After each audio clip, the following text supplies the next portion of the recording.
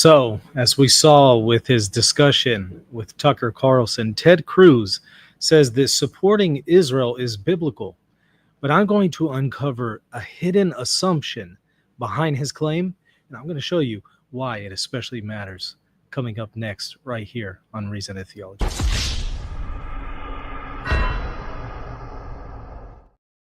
Now, I recently reviewed a viral clip that took place between Ted Cruz and Tucker Carlson, where Tucker was interviewing him on why he supports the state of Israel. And Ted Cruz says, he has this Sunday school teacher when he was a kid, and they taught him that those who bless Israel will be blessed, those who curse Israel will be cursed, and that's his motivation for supporting the modern state of Israel and its decisions in relations to other countries, its borders, its policies, the whole nine. And of course, Tucker rightly pushed back on this. And what I did is I did a video reviewing it and pointing out some serious problems biblically with his interpretation of the Bible there. And I showed how it really doesn't follow from what he was attempting to quote from the Bible. He wasn't getting it right, didn't know the context, didn't think through the implications, and just got it wrong all around. And it seems like that video resonated with a lot of people. And so I was thinking a little bit more through that discussion that he had with Tucker Carlson. And what I'm going to do is I'm going to show you the same clip that I previously reviewed, but I'm taking a different angle this time. Very different angle. So I'll actually put the original video in the show notes. Go and watch it if you haven't already. I'm going to take a slightly different angle this time. And yes, towards the end, I am going to address a few follow-up objections that people offered in relation to my previous video. But I'm going to take this in a direction that I don't think that anybody is expecting. And also, I really don't think anybody has thought through the implications and assumptions of what Ted Cruz is saying here, at least not in the angle that I'm going to take. And I'm going to show how there's actually a hidden Trojan horse behind not only Ted Cruz's position, but also the whole Zionist endeavor. So that is what I want to do. First, I'm going to show you that highlight clip again, just for a quick reference, and then we're going to dive in. So let me go ahead and share my screen. Let's watch it. Just in case you haven't seen it before, please let me know if there are any difficulties hearing the audio. Okay, let's go ahead and dive in. Growing up in Sunday school, I was taught from the Bible, those who bless Israel will be blessed, and those who curse Israel will be cursed. And from my perspective, I want to be on the blessing side of things. Of those who bless the government of Israel? Those who bless Israel is what it says. It doesn't say the government of it, it says the nation of Israel. So that's in the Bible. As a Christian, I believe that. Where is that? I can find it to you. I don't have the scripture off the tip of my. You pull out the phone and use the Google. It's in Genesis. So you're quoting a Bible phrase. You don't have context for it and you don't know where in the Bible it is, but that's like your theology? I'm confused. What does that even mean? Tucker. I'm a Christian. I want to know what you're talking about. Okay. Where does my support for Israel come from? Number one, because biblically we're commanded to support Israel. But number two, hold on. I'm not holding on. Hold on. You're a senator and now you're throwing out theology, and I am a Christian and I am allowed to weigh in on this. We are commanded as Christians to support the government of Israel? We are commanded to support Israel. And what does that mean, Israel? We're told those who bless Israel will be blessed. But hold on, define Israel. This is important. Are you kidding? This is a majority Christian country. Define Israel? Do you not know what Israel is? That would be the country you've asked like 49 questions about. So that's what Genesis, that's what God is talking about. The nation of Israel, yes. And so is that the current borders, the current leadership? He's talking about the political entity called Israel? He's talking about the nation of Israel. Yeah, nations exist, and he's discussing a nation. A nation was the people of Israel. Is the nation the God's referring to in Genesis, is that the same as the country run by Benjamin Netanyahu right now? Yes.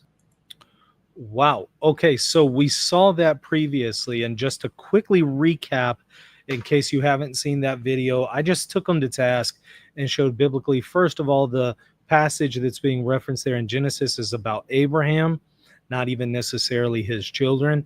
Also, I pointed out if it's about his children, that includes both Jews and Muslims. Also, I then pointed out that this goes against the New Testament and how the New Testament interprets this passage, where the New Testament applies this as a promise that's fulfilled in Jesus, and therefore anyone who's united to Jesus, i.e. the church, and therefore Paul speaks of the church as the new Israel. And so if anybody's entitled to the land and state of Israel today, it would be the church, according to the New Testament passage. And so I just took him to task, showed a lot of difficulties and assumptions that he's making here. And of course, I am going to talk briefly about the question of the book of Numbers, chapter 24. A couple of people brought that up. I'll talk about that later. But, again, I just showed that also, in addition, even if it's talking about a blessing for the people of Israel in the Old Testament, that does not necessarily mean the state of Israel is the recipient of that promise. They're not absolutely identifiable, not absolutely equivalent. Plenty of differences that could be pointed out. And then I put another nail in the coffin by saying, look, plus these promises were conditional anyway, and they were conditioned upon the people obeying the law of Moses, and the state of Israel does not follow the law of Moses. Ergo, these blessings don't apply. In fact, the biblical curses that Moses imposed would probably be a little bit more applicable, if anything. There were both biblical blessings and curses for the people of Israel, depending on whether they followed the law or not. And so I took them to task, showed there's numerous problems with it. But I was thinking a little bit more about this, and I thought, you know what? I can't believe I forgot to mention this. And I haven't seen people really address this. And I feel like not only is it a Trojan horse, this smuggles in some stuff here that people aren't aware of with what Ted Cruz is saying, but also just with the Zionist idea in general. So let me go ahead and tell you where I'm going with this. The state of Israel was formed and reconstituted in the mind of some people, reconstituted as in their mind the nation that's described in the Bible. Because the claim is that the Jewish people are entitled to the land there. That's one of the big reasons why the state of Israel was formed, among many reasons. Because the claim is they're entitled to that land, and that's their homeland because God gave them that land. Okay. And because of that, and in addition to that, Ted Cruz is saying, well, those people, the state of Israel, you got to bless them if you want to be blessed. And if you don't support them, you'll be cursed. I want to point something out.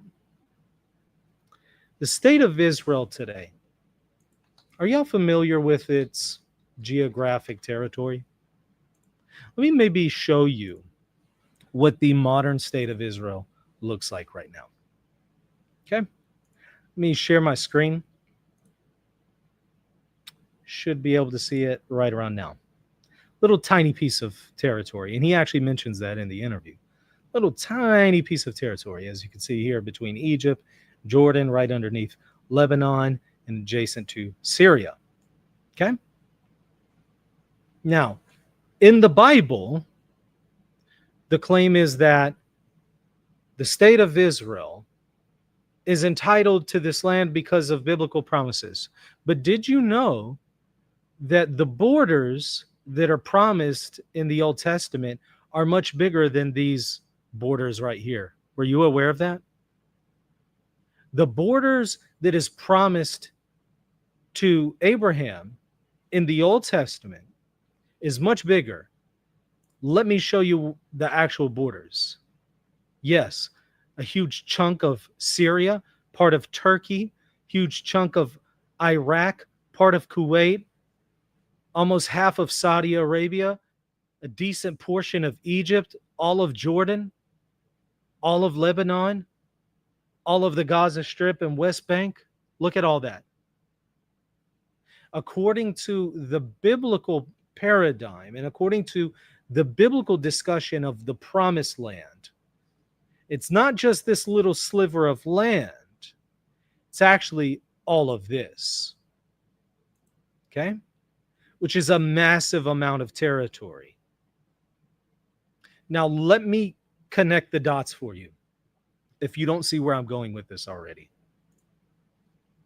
If the modern state of Israel needs to be there and is entitled to that land because of biblical promises, then in reality, they're actually promised a huge chunk of Egypt, Iraq, Syria, parts of Turkey, all of Lebanon, all of Jordan, part of Kuwait, and so on.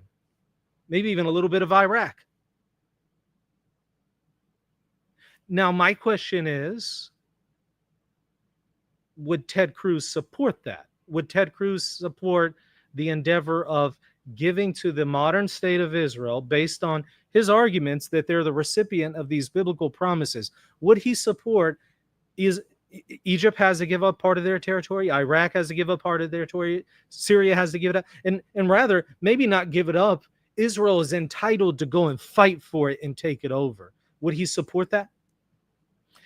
With his biblical paradigm, he would have to support that. He would have to.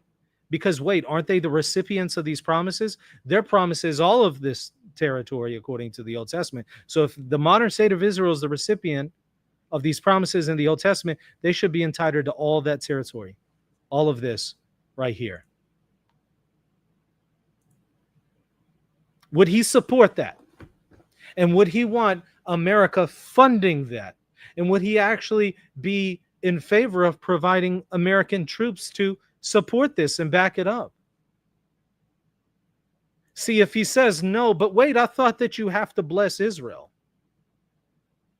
right? If you're not blessing everything that they do, this is the way he understood it, then you're not blessing them, you're cursing them, and you don't want to be on the cursing side according to your own terms. So you got to bless them. As he understands it, that means you got to back up everything, that all of their policies, everything that they want, you got to bless them. And if you don't do it, you're cursed. So would he be willing to do that? If Israel says, you know what? We're entitled to the rest of this land too. Now that we've secured this land over here, we're entitled to receive the rest of our inheritance. Would he support that? According to his paradigm, he would have to support that. And that's very problematic. Very problematic, because if he is helping determine U.S. policies and laws in the United States, there's a serious, serious danger here. Because I don't know about you, but I don't want the United States backing up the state of Israel taking all of that territory because it would claim it's entitled to it according to biblical promises. And it would have to make that claim because that's the very claim it makes for its very existence as a state of Israel over there in the Middle East to begin with.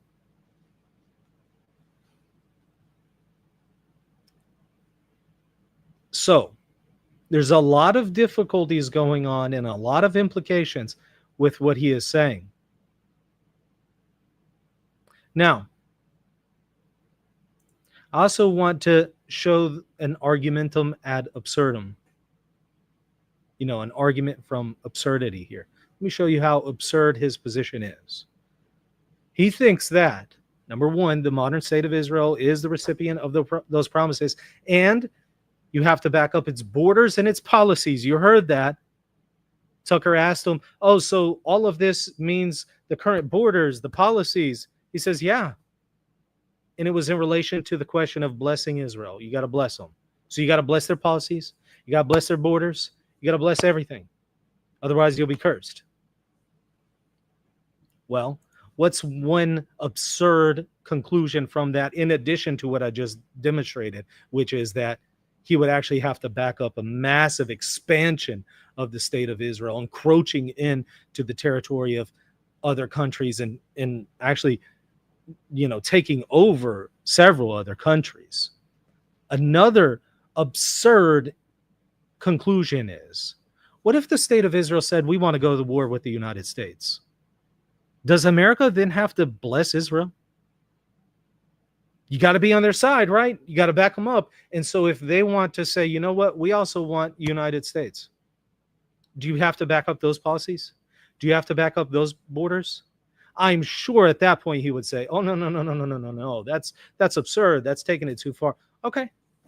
Okay, but upon what basis do you do that? Because when you already rooted this whole other thing in biblical promises, you can't just start contesting these alleged biblical promises being fulfilled in the modern state of Israel today just because you don't like it and just because you're an American and you don't want to give up that territory, just because you don't find it convenient anymore.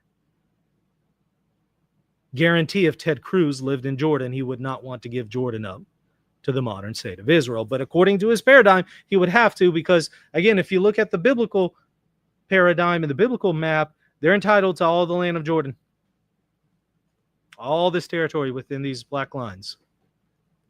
But as soon as it would be a policy that impacts the United States as far as taking its territory, I guarantee he won't make those biblical arguments anymore. He'll say, oh, no, no, no, no, that's going too far. Israel's going too far.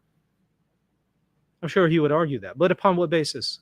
Given that he has already rooted all this other stuff in the Bible. It leads to a massive amount of absurd conclusions if you just think through his presuppositions and his idea that you have to bless everything that Israel is doing if you want to be blessed, or otherwise you'll be cursed. It just leads to a very ridiculous amount of conclusions. I also want to address the issue of Numbers 24:9. Some people pointed that out. And yes, good observation. There were a few other passages that I could have referred to in the discussion in the previous video, but we didn't go over them. There's actually a number of others. Let's see. Let me show you my screen.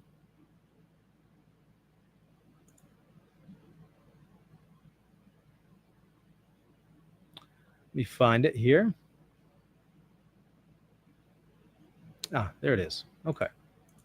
All right. You should be able to see the screen right around now. Some people pointed out Numbers 24:9, where you have the pagan prophet Balaam, who God is speaking through. And he prophesies this. He crouched, he laid down like a lion and like a lioness. Who will rouse him up? Blessed are those who bless you, and cursed are those who curse you. And in the context, he's talking about the people of Israel. Okay, so they're saying, you see here, it's not just a promise that's to Abraham, it's also a promise that is to Israel. And I want to say, okay, but all of the points that I made in the previous video apply to this passage just as they do the book of Genesis. Let me connect the dots once again. First of all, the modern state of Israel is not identifiable with Israel in the Bible that is mentioned in this blessing. That's a massive assumption, and one that I don't think that can be substantiated, and one that I think that many people can disprove. But even more importantly,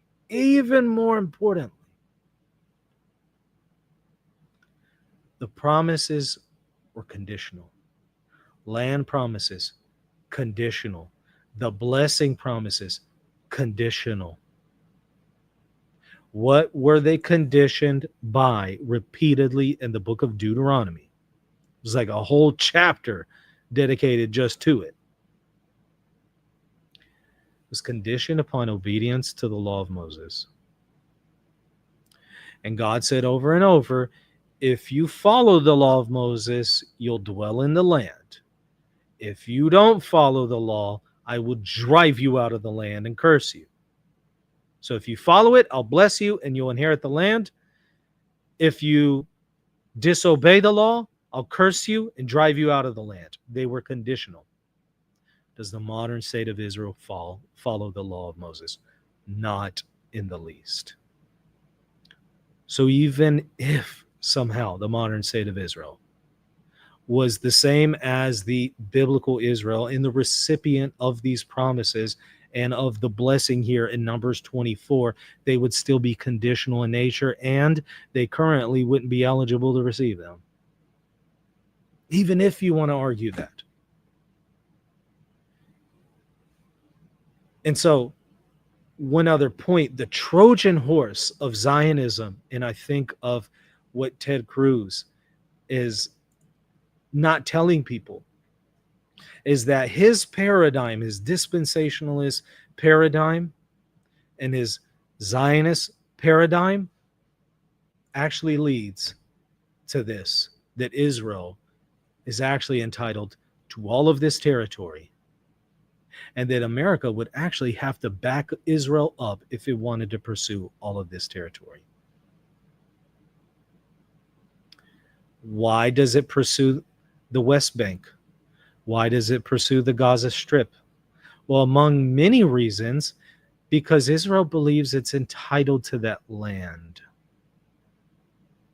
That's why. And from Ted Cruz's absurd position, he would have to back up this Trojan horse that I think a lot of people are not aware of. So this is something I just wanted to briefly bring to y'all's attention, because I don't think people are thinking through some of the implications of what he argued. And I also wanted to follow up with people who are bringing up Numbers 24:9. I'll lastly bring this up as well. There's another passage I knew about, of course, read the Bible over 10 times, but just didn't address because I wasn't going over the matter exhaustively. Notice it says in the New Testament, in Galatians 3:16, the promises were spoken to Abraham and to his seed. Scripture does not say and to his seeds, meaning many people, and to your seed, meaning one person who is Christ.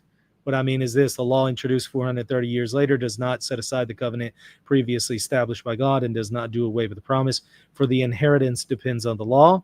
Then it no longer depends on the promise, but God in his grace gave it to Abraham through a promise. What is he going over here? Notice what he's saying. The promises that were made to Abraham of blessing him and his offspring. I pointed out a lot of aspects of that last time, but Paul is interpreting that as a fulfillment in Jesus, not the modern state of Israel. So my point is, Ted Cruz presents himself as a Christian, but he holds to conclusions that are at odds with even how the New Testament interprets the Old Testament and the conclusions of the New Testament writers. He's in tension with them.